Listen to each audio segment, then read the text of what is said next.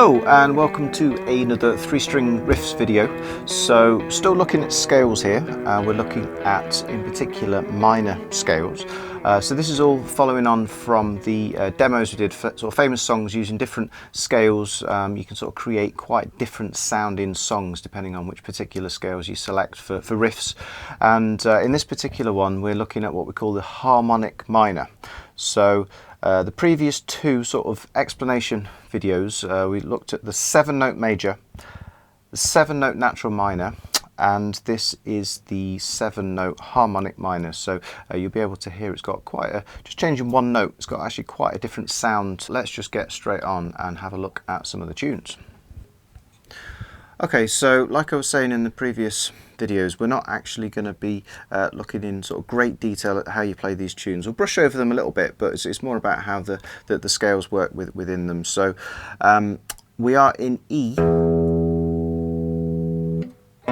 B, E tuning, and the first tune on the demo video was Paint It Black by the Stones. Great song, really sort of iconic riff, and I think the original's in F, so he may well have like tuned his guitar, his original 6-string, up half a step. So we're pretty close, we're in E.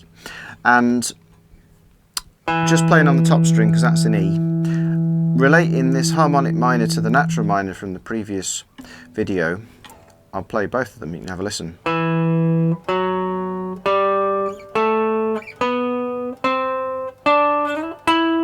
So there's the natural minor, quite sort of even sounding.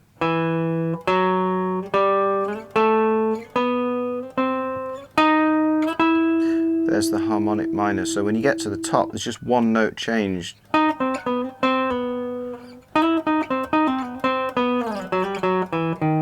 But it gives it quite a distinctive sort of character, that single note. So just as a quick reminder, you can review the major and the natural minor videos, but basically we've got the first note E, so that's what we class as the root. The second note F sharp, that's the second, and then from the major we've flattened the third, so that's a regular G, and then we're going to A on fret 5, so that's the 4th note in the scale. B is the 5th note in the scale, which is fret 7, and then from the major scale we've flattened the 6th note, so that gives us a regular C. When I say regular, I mean it's not a C, a sharp. And then in the natural minor we'd flattened the 7th note, and that would give us a regular D. So on the second half, from the B, C, D, E. Now if we don't flatten the 7th, we keep a D sharp, because there was a D sharp in the major. So it sounds like this. And straight away that gives us a really strong sort of character. So basically what's happening in the Stones song is the riff itself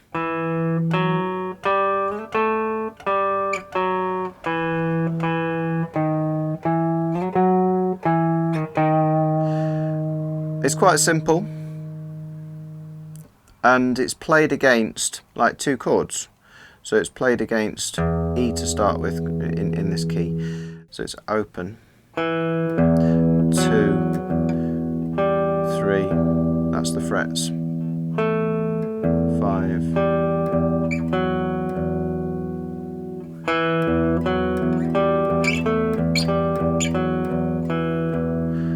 and then it changes chord, so it goes to a B, and against the B, so that's fret 7, like a bar on fret 7 is a B power chord, but because we're trying to play the riff as well, we're just holding that single bass note on, and against that we're picking out the altered 7th note, the one that was right up there. So that is a D sharp note. It's one step lower than the octave. So if we've got a middle E here on string 2, that's fret 5, and then you drop down to fret 4, that is that altered note. So that's that D sharp. So that's the one that gives it that really strong harmonic minor character. So playing that against the B note It's a bit of a stretch.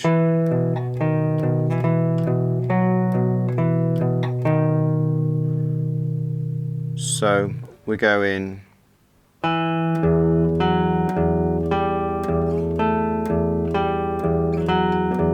So that's just stepping up and down the scale, and then we change it and we play it against the B.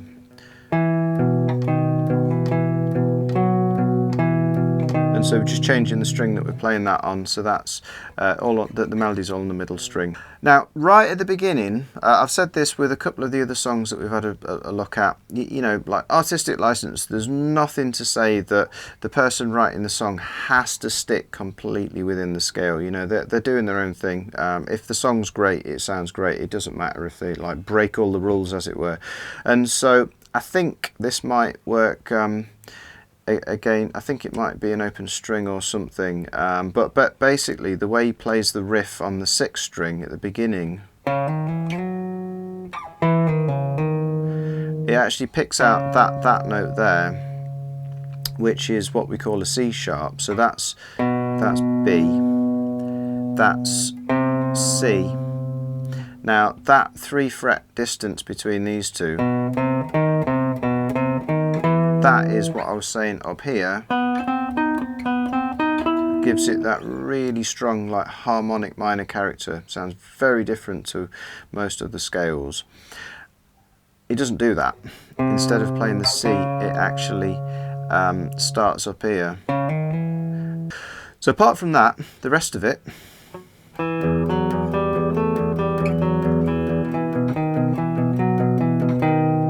sounds quite harmonic minor.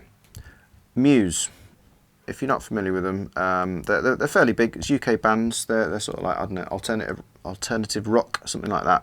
But there's one called Plug-in Baby by them, which I think this is pretty much the guy's, Matt Bellamy's favourite scale. It sounds like he uses it loads, but it's, you know, pretty effective in his songs. So it's actually in the key of B, this one.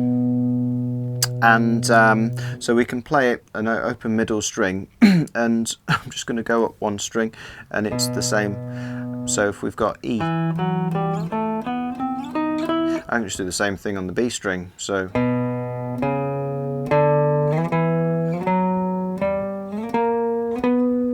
okay, but instead of playing up and down one string, we'll play it in a different place. So I'll play the first 4 notes like that. So it's open, then it's frets 2, 3, 4, sorry, 2, 3, 5, and then straight to fret 2, fret 3, fret 6 and fret 7. We actually start with a note that's 1 step lower than that as well. So say if I'm going down like that on the high E string, I can do the same on the low E string. Okay, so that's a B. So 1 step lower is the A sharp, the 7th note. So I'm actually going to start the riff there, and what's happening here, this one, he plays it with a lot of distortion, sort of like fuzzy guitar sound, but if you take the distortion off, it actually sounds very classical. It's a real kind of sort of standard way that sort of classical players will run through scales, like going up in particular groups of notes. So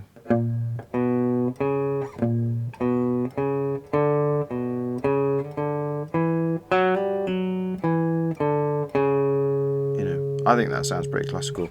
And so what's happening here is we're actually starting almost like in the wrong place. We're starting on the 7th note as opposed to the root note. So we play that, fret 6, and then we play open B. Now I'm just going up by 3 notes there of the scale, and then I'm going to start again from that fret 6, which is the 7th note in the scale, and I'm going to go up 4 notes this time, open, 2, 3, and then I'm going to step 1 higher in the scale, so I'm now going to start from open B, and I'm going to go up 4 notes,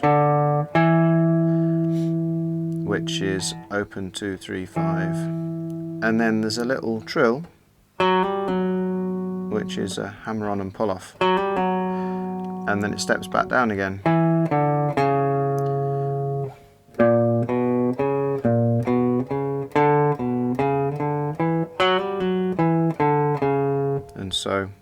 very sort of classical sound. And then so that's a 2-bar riff, lasts for 8 beats.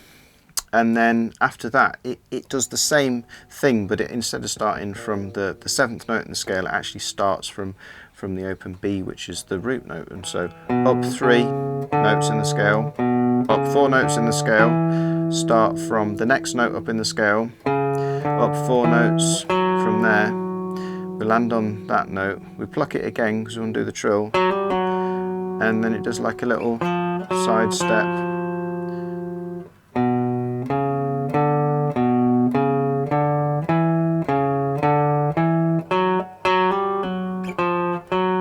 So technically that note isn't actually in the scale, but again, you know, artistic license, why not? It works really well.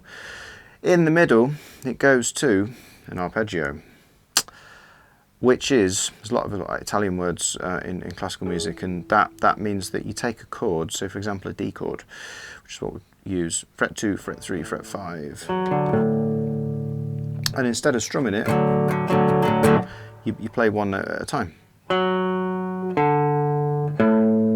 It even goes lower, and it comes back up, and then he finishes it off by kind of going back to the not normal scale again. So after the arpeggio, he goes up to fret 4 and then does a half step bend, which is a 1 fret bend, and then go down to 2,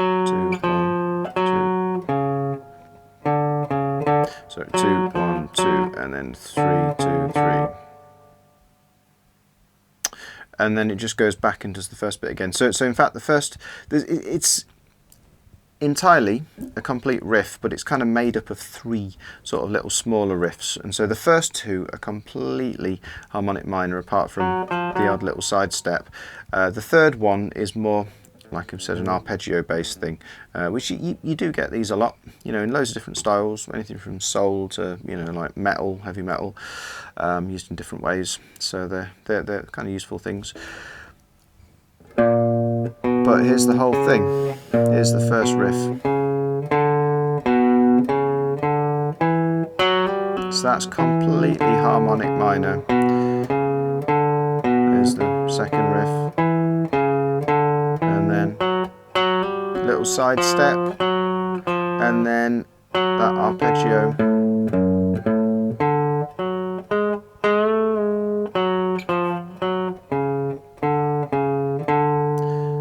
And then it just starts again.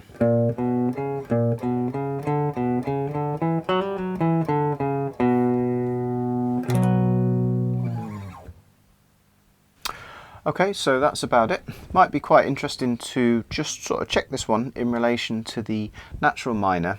Literally 1 note difference. I personally think it gives them a really different character, and so depending on what sort of sound you wanted to create, it can be quite useful to, you know, like mess around and sort of change them, come up with your own riffs. You know, great to learn.